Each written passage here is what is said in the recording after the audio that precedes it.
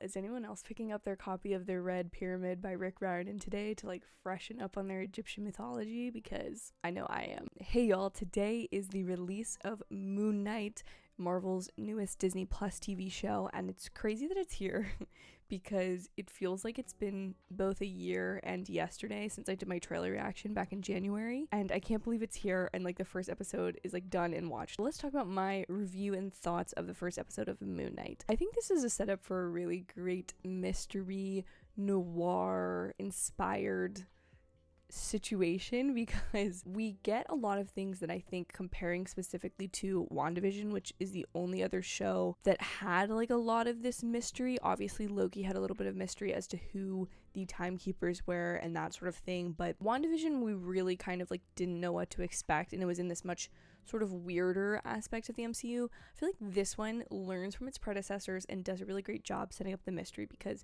we get to see Steven's status quo before we're taken to like the new place where the mystery is going to take place. Like obviously the other two series took place right after Endgame, and that was like supposed to be your pre-existing knowledge, but this one introduces you to Stephen Graham, or who we think is Stephen Graham, and sort of gets us to know like where he works, if he has a girlfriend, what his home situation is, his fish, and things like that then later come on to be determining points as to whether or not the things he's been thinking about were dreams or reality. And then I also love that we get a lot of hints as to what's to come. Like a lot of pieces are laid in this first episode, which as it should, if it's only going to be a 6-episode series, like we kind of need to know a lot of things up front. So we have the hint of Layla with the hidden phone that he finds.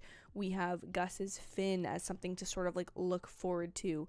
We also want to know where the scarab is after he's stolen it. I also really enjoyed the fact that by nature of having a character who's an unreliable narrator who like doesn't know when he's asleep, dreaming, awake, all that sort of stuff, has multiple personalities or aliases.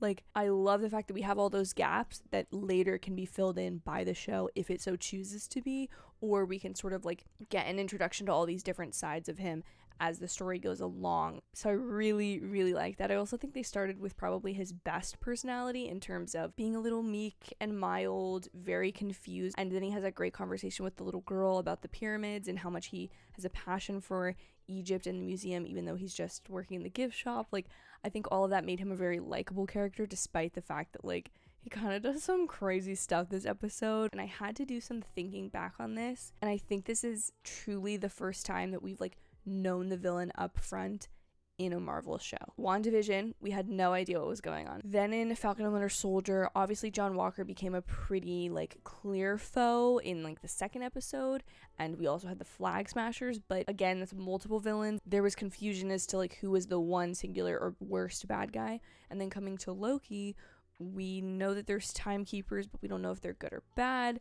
We don't know about Ravonna Renslayer. We don't know about King. And then even in Hawkeye, we don't know who is like kind of causing all of these issues. But this is the first time, assuming that Arthur is the bad guy, and I'm sure I'm gonna have people in the comments being like, actually no, but we get a lot of like creepiness from him off the bat, and we get to see him. We get just enough of a taste of him to not like him, know that his interests are probably not aligned with Mark's, or I keep saying Mark as in Mark Spector, but Steven's.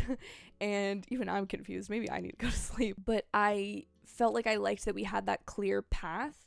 It just feels a lot more developed and mature for a Marvel show than what we've seen in the past. Now, I could be wrong. There could be a villain that pops out of nowhere that we have no idea who he is, but for now, I think that was a really good introduction. I also specifically love the element of the mirrors and the reflection, and specifically using like multiple mirrors that bounce off of each other to cause a ripple of reflections, because I think that is such a cool way to show his different personalities, how there's more like beneath the surface of him, blah blah blah, all that thematic stuff. I really liked that. It also gives you a really creepy sense of what you're watching, because like not even being able to trust your own reflection or know who you are. I really love all of that. And then because I would be doing my younger self a disservice if I did not like kind of whip out my mythology knowledge here for y'all. Basically, there's a lot of discussion of ancient Egypt here, quite obviously. Arthur, Ethan Hawke's character, brings up Amit, who is the crocodile goddess who you see on actually one of the pillars in the museum, and she is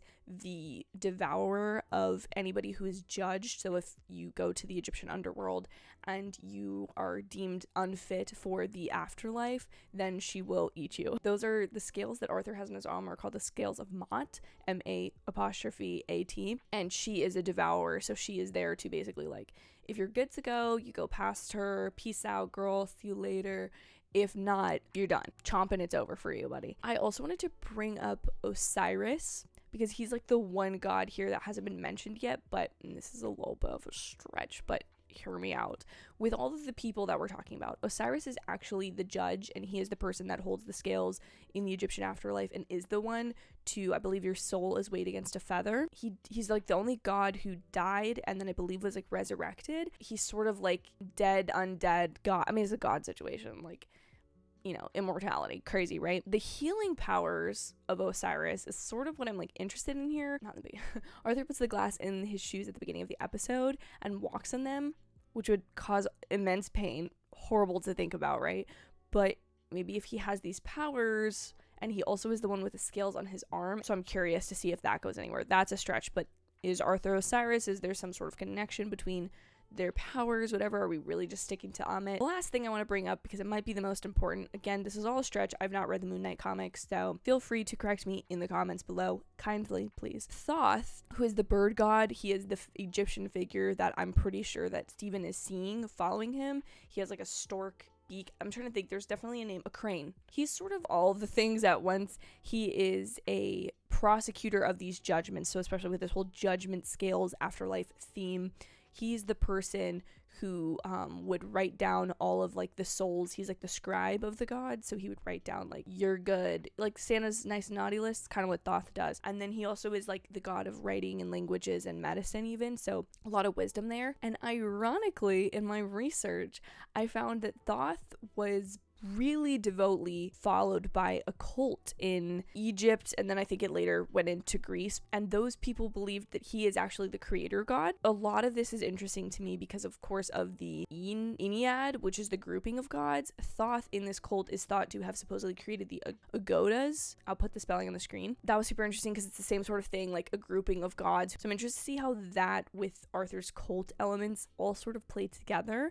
But then the last piece of information I found that was super interesting that might lead us or give us a hint of where we're going in the series. Thoth supposedly wrote a book called the Book of Thoth that was hidden in the Great Pyramids that had the secrets of basically the universe, like kind of reason for living, purpose, all that good jazz was in his book. And that's supposedly hidden in the Great Pyramid. But yet if you read the book, the learner of all that information would then be cursed. So it was like you get all the knowledge, but you're cursed, you know, as one is in mythology. And I'm wondering if that has anything to do with Stephen's condition, if that has something to do with Arthur. Did he find the book and that's how he knows all these things, but like he's has some evil in him now? I don't know. Those are all my mythological findings for the day. You're welcome if that helped at all. I apologize if I was very incorrect in terms of where the series is going, but for my own excitement, I felt like that was all worth mentioning.